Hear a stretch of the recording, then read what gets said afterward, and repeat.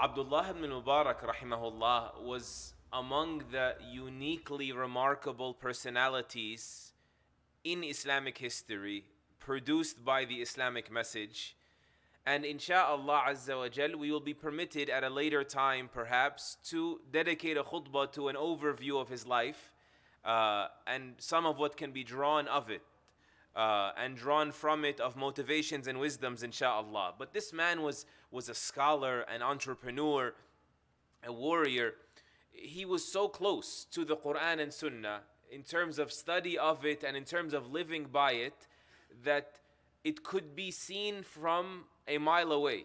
He reflected a certain sacredness that only comes with the Islamic lifestyle. So much so that people would say that the only gatherings that were more crowded on earth than the gatherings of the Abbasid Khalifa, the Sultan of his time, Al-Harun, was the gathering of Abdullah al-Mubarak, rahimahullah. His words were erupting with wisdom and impact as well. There was a certain blessing to his words and dua that it was something special about it. He would erupt when he spoke with such wisdom that was, if thought about correctly, a profound understanding of the Quran and the Sunnah. And there is a particular incident, perhaps we will have to dedicate a few khutbahs to it, but let's begin on the journey here and now, between a man by the name of Al-Habib Al-Jallab and Abdullah ibn al-Mubarak, rahimahullah. He says, I asked Abdullah ibn al-Mubarak, rahimahullah, ما خير ما أعطي الإنسان? What is the greatest gift a human being is given? And so he said, غريزة عقل.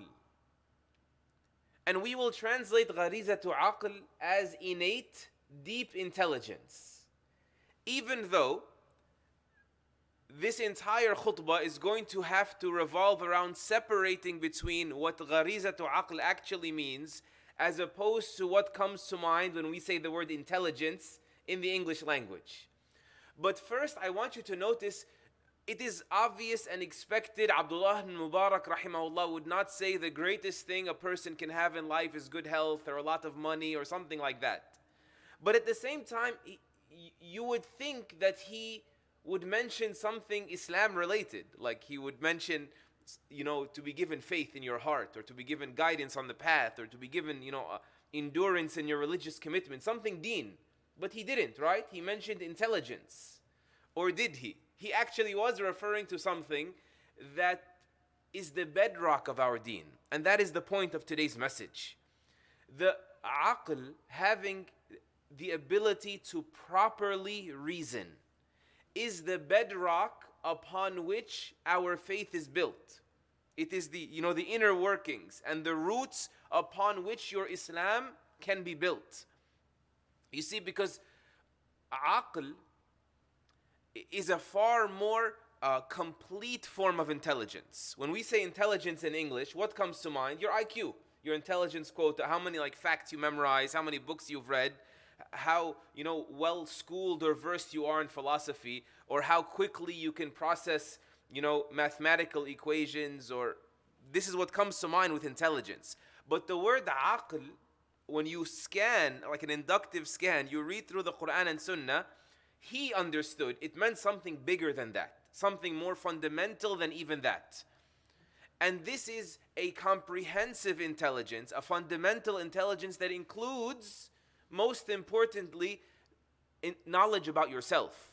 Nowadays we call it self-awareness. And also to have what they call nowadays in certain spaces emotional intelligence. To understand why I feel this way and why others feel this way.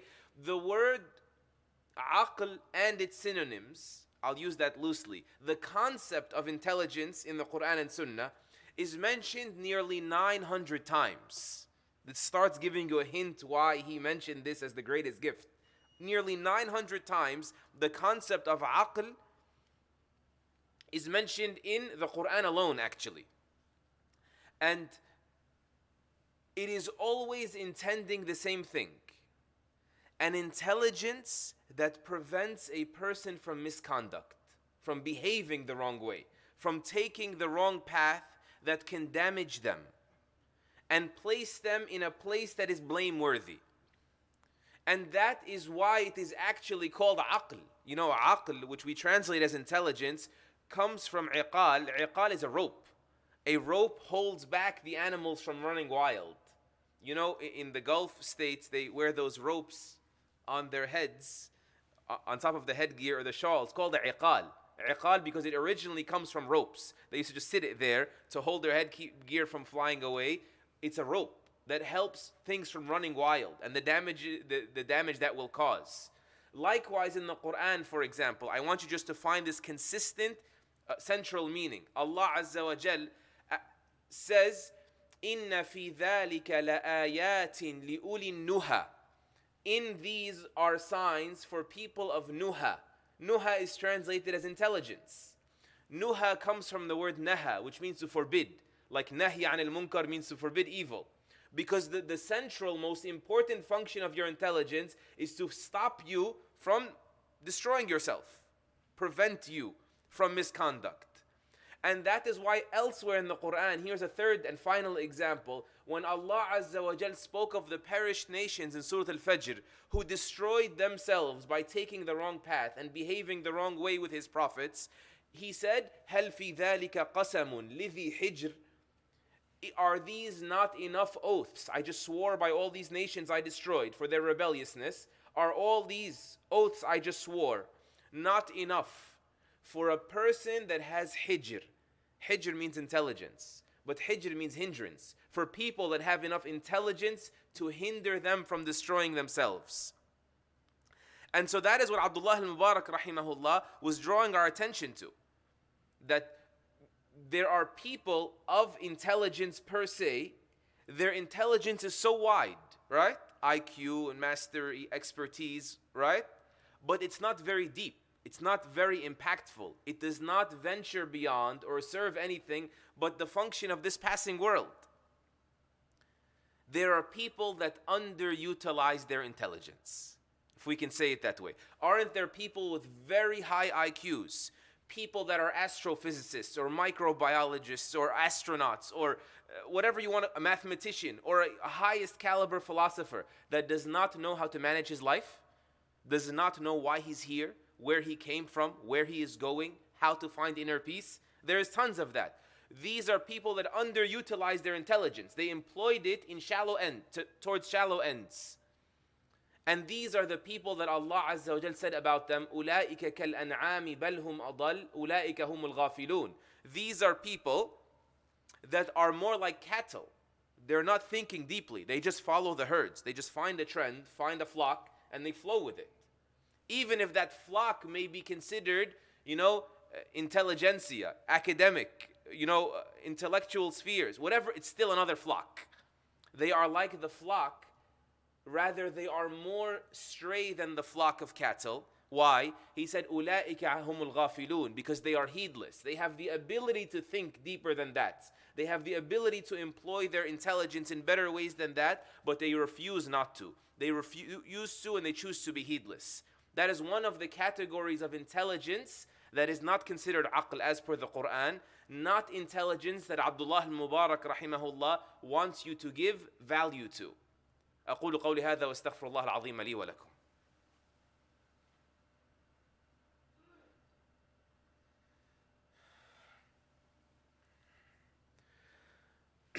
الحمد لله وحده والصلاة والسلام على من لا نبي بعد أشهد أن لا إله إلا الله وحده لا شريك له وأشهد أن محمدا عبده ونبيه ورسوله.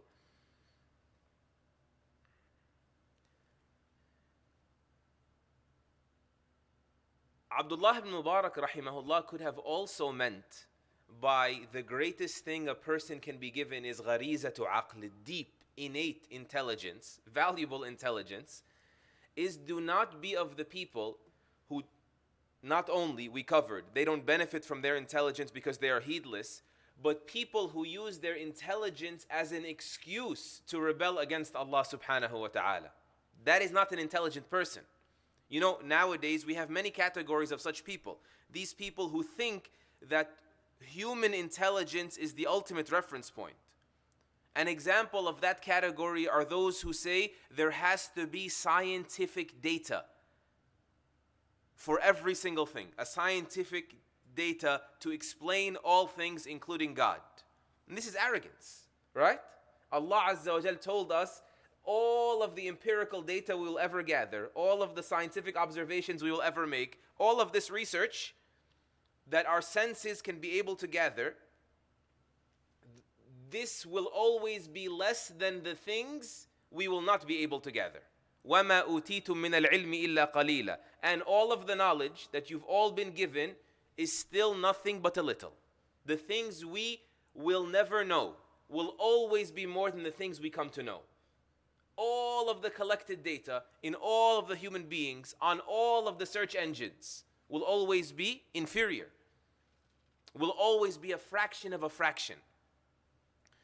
You know, it is unfortunate. People that they don't see the huge blind spot of, I can see the molecules and I can see the galaxies, but I can't see beyond it. So they're fascinated by seeing all of this through science, fascinated with their ability, and blinded by that from their inability, from what they actually cannot see, what they are actually Are these people actually more intelligent than the illiterate Bedouin man who was asked for proof of God? And he said, the tracks on the ground mean that a camel was here, right? And droppings on the ground means that a caravan passed through here. Waste on the ground, number 2. On the ground, stool means there was animals here. So these huge constellations of stars in the sky, and this expansive earth with its land and its mountains and its valleys, that doesn't tell me that God's work is here, that God's imprint on the universe is so evident.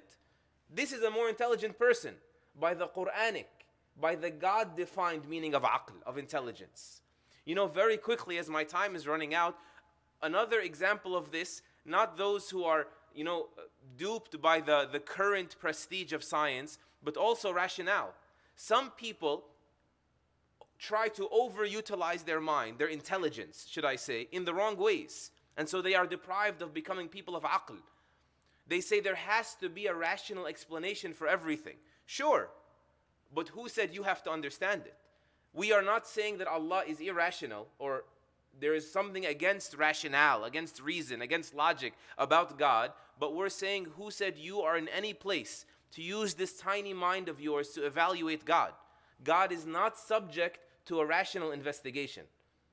And I want to share with you a story that really brings this home. One of the most famous rationalists in Western history and Western literature is a man by the name of René Descartes. He was a French rationalist. And he said, I can't trust anything. I need to be smart about this. I need to use my intelligence and question everything. Right? The only thing I know for sure is that I can think. So I have to use my thinking to evaluate everything. And so he became this skeptic that doubts all things. And then he himself had a crisis. He said, wait a minute. The only thing I know is that I think. But how do I actually know that I'm thinking? You see the circle he got pulled into, that rabbit hole that he went down. He said, how do I know I am not just a part of some shaitan's imagination?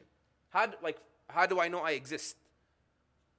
Maybe this is a dream. Maybe this is a video game, right? There were no video games in his time. But this is the meaning. And then he said, I had to accept in the end that God is not a deceiver. Meaning I have to remove God from the investigation. Because if you don't remove God from even if God is under investigation, then we can't figure anything else out. He said, I had to trust that God is not going to trick me. God gave me a mind.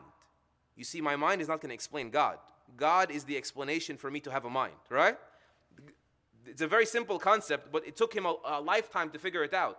That God gave me the ability to think, and therefore I should think.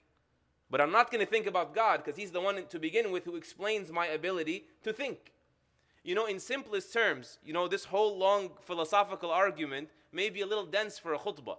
But in Islamic history, years before, centuries before Descartes, there was a great scholar coming through the streets, and people were crowding around him, and an old simple woman, she said, what's going on? He said, this is Al-Fakhr al-Razi, rahimahullah, Fakhr al-Din al-Razi, great scholar of Islam. And she said, so who's that? She said, you don't know who Al-Fakhr al-Razi is? This man has compiled 1,000 proofs, 1,000 arguments for Allah's existence. She said 1,000 arguments for Allah's existence. Then he must have 1,000 doubts that Allah exists. You know, because Allah says in the Quran, أَفِي اللَّهِ شَكْ. Is there any doubt? Like Allah is not doubtable. He's not questionable. He is the most certain knowledge that we are born with Him, certainty of Him built inside of us. This is not to say that Razi rahimahullah ever had doubts. A'udhu billah. But he was putting together these arguments for those who insist on rational proofs, right? But this woman did not need all of this. This woman has greater than intelligence than Descartes, doesn't she? She didn't have to become a world-class philosopher to understand this. She had deep intelligence. And that is why he said, Abdullah al-Mubarak, bringing it full circle, غَرِيزَةُ عَقْل, innate intelligence, something built inside of you. That is the greatest thing Allah can give you, so you don't ignore your mind from using it in the best way or overuse it in ways that will take you down a dark hole that you may never come out of. أقول قولي هذا واستغفر الله العظيم لي ولكم. اللهم اغفر للمسلمين والمسلمات والمؤمنين والمؤمنات الأحياء منهم وارحم الأموات. اللهم اغفر لنا هزلنا وجدنا وخطأنا وعمدنا وكل ذلك عندنا. اللهم ارزقنا قلوبا تعقل عنك يا ربنا. اللهم إنا نسألك علما نافعا وقلبا خاشعا ونعوذ بك من علم لا ينفع وقلب لا يخشع ونفس لا تشبع ودعاء لا يستجاب له. اغفر اللهم للمسلمين والمسلمات والمؤمنين والمؤمنات.